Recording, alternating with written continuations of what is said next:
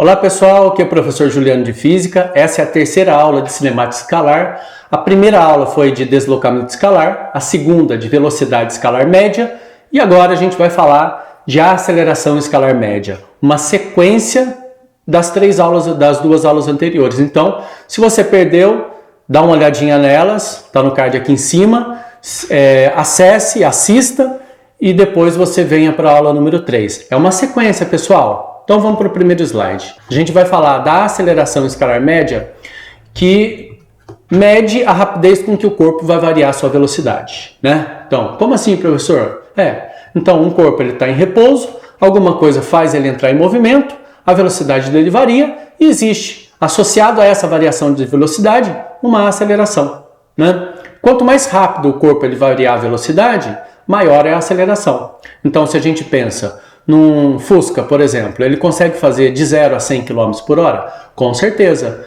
E a Ferrari também? Sim, com certeza, de 0 a 100 km por hora. Só que qual é a variação mais rápida, do Fusca ou da Ferrari? Claro que é da Ferrari, né, pessoal? Então, a gente fala que a Ferrari ela tem uma aceleração maior, tá certo? Então, vou colocar um carrinho aqui, nessa trajetória. Na posição inicial, ele vai ter uma velocidade VA e um tempo TA, e depois ele vai para uma outra posição, variando da velocidade, ele vai para uma velocidade VB num tempo TB. Então, se houve variação da velocidade, existe com certeza uma aceleração. Então, como é que a gente calcula a variação da velocidade? Velocidade final menos a inicial, não esquece disso, variação é sempre alguma coisa final menos inicial. E o intervalo de tempo, que é o ΔT, é o tempo final menos o tempo inicial. Beleza? Então vamos lá, como é que eu faço para calcular a aceleração escalar média? Então, eu tenho que fazer a relação dos dois. A aceleração média é igual a ΔV sobre o ΔT. A variação da velocidade dividido pelo intervalo de tempo. Tá certo? No sistema internacional de medidas, a aceleração média ela vai ser a unidade de velocidade dividido pela unidade de tempo. Qual é a unidade de velocidade no sistema internacional? Metros por segundos. Todo mundo sabe da aula anterior, dividido pelo tempo, pessoal, que é medido em segundos. Então, se eu mantiver a fração de cima e inverter a de baixo, a gente vai ficar metros por segundos vezes 1 sobre segundos, metros vezes 1 dá metros, segundos vezes segundos dá segundo ao quadrado, e essa aqui vai ser a unidade de medida. Bom, professor, tem que colocar a unidade de medida como metros por segundo ao quadrado? É bom, pessoal. Fica mais limpo, fica mais claro, tá certo? Mas na verdade ela quer dizer o quê? Metros por segundos dividido por segundos. No sistema internacional é assim. E no sistema usual, como é que funciona? Então, não tem uma unidade de medida pré-determinada. Qualquer unidade de medida de velocidade dividido pela unidade de tempo é a de aceleração. Por exemplo, quilômetros por hora ao quadrado seria o quê? Quilômetros por hora dividido por horas. E a aceleração também pode ser metros por segundos por hora? Sim, é velocidade por tempo. Então você repara que todas as unidades de medida de aceleração que eu coloquei aqui é velocidade pelo tempo. Tá certo? Tá valendo para o sistema usual. Para o sistema internacional tem que ser metros por segundo ao quadrado. E qual é a interpretação física que eu posso fazer dessa aceleração? Bom, então vamos pegar a aceleração mais famosa e mais importante, que é a aceleração da gravidade. Qual é o valor da aceleração da gravidade próximo à superfície da Terra? Aproximadamente 10 metros por segundo ao quadrado. Qual é a interpretação física que eu faço disso? O que significa 10 metros por segundo ao quadrado? Significa que um corpo em queda, ele varia a velocidade dele de 10 metros por segundo a cada segundo. Então existe um aumento de 36 km por hora a cada segundo de queda. Certo? Então, é muito complicado. É muito perigoso cair. Por quê? Porque a variação da velocidade na queda é muito grande. Repara só, em 2 segundos... a gente vai ter uma variação de velocidade igual a 72 km por hora. Então veja só que essa tabelinha eu montei a partir do zero, vai variando de 1 em 1 segundo. E a velocidade vai variando de 10 em 10 metros por segundo. E aí é só multiplicar por 3,6, lembra disso? Para transformar de metros por segundos para quilômetros por hora, tem que transformar multiplicando por 3,6. Então os 10 metros por segundos 36 km por hora. 20 metros por segundo, 72 km por hora. 30 metros por segundo é mais que 100 km por hora. Percebeu como é alta essa aceleração? Percebeu? Agora veja bem, a aceleração ela pode ser também definida instantaneamente. O que seria uma aceleração instantânea? Leia aí.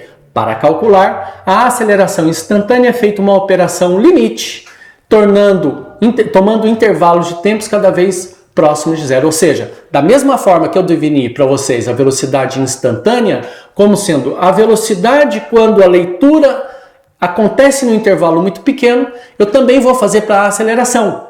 A aceleração instantânea é aquela cuja variação da velocidade acontece num intervalinho muito pequeno, é medido num intervalo muito pequeno, tá certo? Então lá na velocidade, era aquele momento que eu estava dirigindo, olhava para o velocímetro, via a velocidade, e aquela velocidade daquele instante, ou seja, num instante muito pequeno lida, é a velocidade instantânea. E aqui teria que pegar um acelerômetro, que é aquilo que mede a aceleração, e num intervalo muito pequeno eu faço a leitura da aceleração. Aquela aceleração seria a aceleração instantânea, tá certo? Bom, então a gente escreve assim: a aceleração instantânea é igual ao limite de ΔV sobre ΔT quando ΔT tende a zero, ou seja, quando ΔT é muito pequenininho.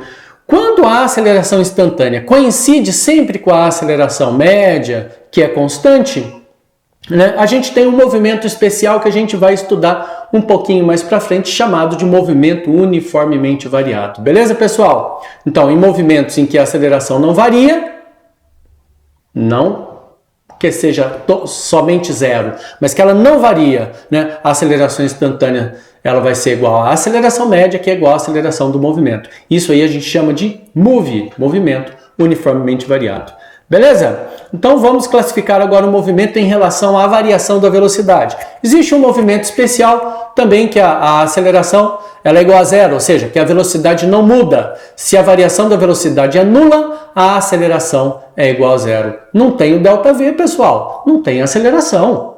Esse movimento é chamado de movimento uniforme, que vai ser a nossa aula número 5, a próxima aula, depois dessa aqui, tá certo? Então esse movimento que a gente vai estudar, vou falar com vocês que a aceleração é igual a zero, então o cara percorre espaços iguais em tempos iguais, tá certo? Ah, mas e se não for constante? Então a aceleração, a velocidade, ela vai poder ser crescente ou decrescente. Sendo crescente, se o módulo da velocidade é crescente, esse movimento é chamado de acelerado. Se o módulo da velocidade for decrescente, aí a gente vai ter um movimento que é chamado de retardado. Então eu posso classificar o movimento em relação à variação da velocidade de 3 maneiras: uniforme, acelerado e retardado.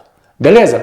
O que seria então esse movimento acelerado? Acontece, pessoal, quando a velocidade e a aceleração elas têm o mesmo sentido. Então, a velocidade no mesmo sentido do movimento e a aceleração também.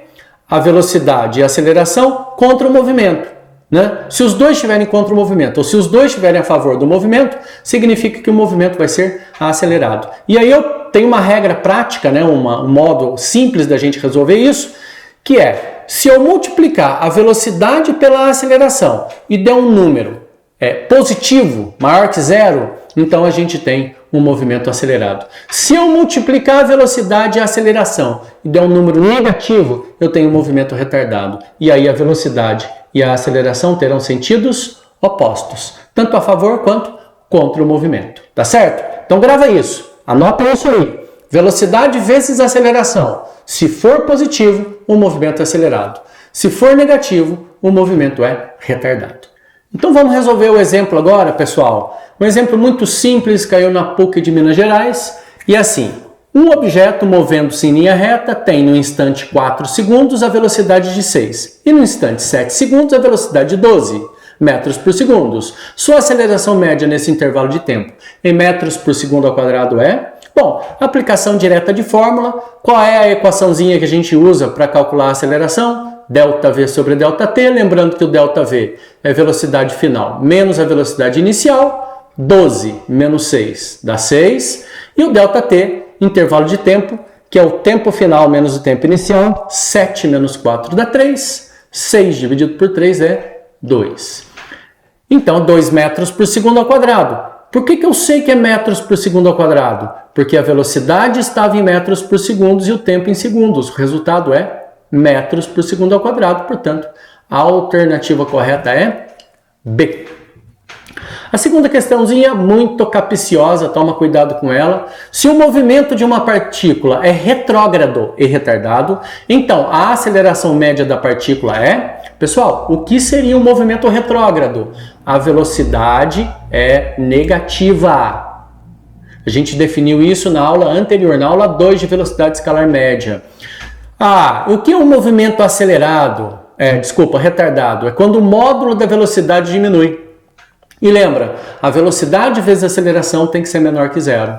Então, eu já sei que o movimento é retrógrado, então a velocidade é negativa. Para que esse resultado seja negativo, a aceleração tem que ser positiva, porque negativo vezes positivo dá negativo. Portanto, a alternativa correta é D.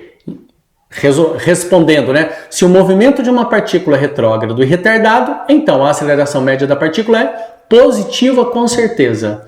Tá certo, pessoal? Então é isso aí. Essa é o final da terceira aula. Espero ter ajudado. Espero ter recordado com você o que é a aceleração.